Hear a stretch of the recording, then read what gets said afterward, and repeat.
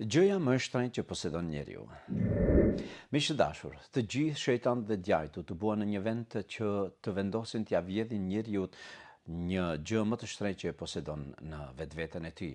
Mirëpërpjekja ishte se çka posedon në vetveten e tij, çka është gjëja më e shtrenjtë. Propozimi i parë ishte pasuria. I do t'ia vjedhin pasurinë njeriu dhe kështu që do të thehet në zemër dhe nuk do të ketë kënaqësi në botën e tij. Përgjigjja ishte jo. Ne duhet t'ja shtojmë pasurinë, nga se pasuria nuk është gjëja më e shtrenjtë e njeriu. Në rast se i shtohet, do t'i shtohen problemet dhe do t'i shtohen mosmarrveshjet dhe fesate gjithandej. Pra nuk është pasuria gjëja më e shtrenjtë. Atëherë propozimin e dytë, që ishte mendja. Do t'ia vjedhim aftësitë e tij, kështu që ai do të shkatërrohet në shoqëri. Përgjigjja ishte, e si do ta hetojë njeriu që nuk është mjaft i aftë? Pra nuk do të ketë ndonjë mekanizëm që e mat vetveten e tij në aftësi, pra nuk është kjo gjëja më e shtrenjtë. Atëherë propozimi i tretë ishte do t'ia vjedhim lumturinë. E nëse ja vjedhim lumturinë, besoni se jeta e tij do të jetë e shkatëruar. Ishte dakord udhëheci i shejtanëve, por pyetja ishte se ku do ta fshehim këtë lumturi që mos e gjejmë. Atëherë propozimi i parë ishte do ta ngritim lart në qiellrat e larta, kështu që njeriu nuk do të ketë mundësi ta e kap atje.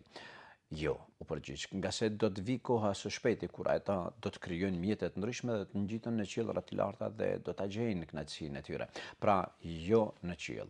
Propozimi i dytë ishte që të fusim thellë në deti dikun që do të mund të depërtojë njeriu. Jo, edhe aty do të vijë rritja dhe zhvillimi teknologjik që njeriu do të arrijë deri aty dhe do ta gjejë edhe atë. Por propozimi i tretë ishte do ta futim në një vend që njeriu nuk i shkon mendja kurrë që të trokas në atë vend. Edhe ai është do ta futim në zemrën e tij. Dhe ai do të kërkojë gjithandej lumturinë e tij, do të kërkojë në të gjithë pasuritë dhe në gjinin tjetër, edhe në gjithçka tjetër, nuk do ta gjejë nga se nuk është duke e kërkuar lumturinë në zemrën e tij.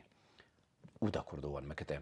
Dhe kështu që e futën lumturinë e njeriu në zemrën e njeriu, kurse ne jemi duke kërkuar gjithandej në botë jashtë vetvetes tonë. Miq të dashur, lumturi dhe kënaqësi është thjesht dashuria. Lumturi dhe kënaqësi është fjala e mirë. Lumturi dhe kënaqësi është shëndeti. Kënaqësia dhe lumturia jote është sadakaja. Të buzëqeshish një të varfërit, një jetimit është kënaqësi dhe lumturi. Të gjithë këta janë lumturi të cilat i gjen në vendimet tua. Pra lumturia është përcaktimi yt dhe nuk është fshehja e djajve. Po të qeni mbetshit mirë, kërkonja gëzimin tuaj në vetveten tuaj.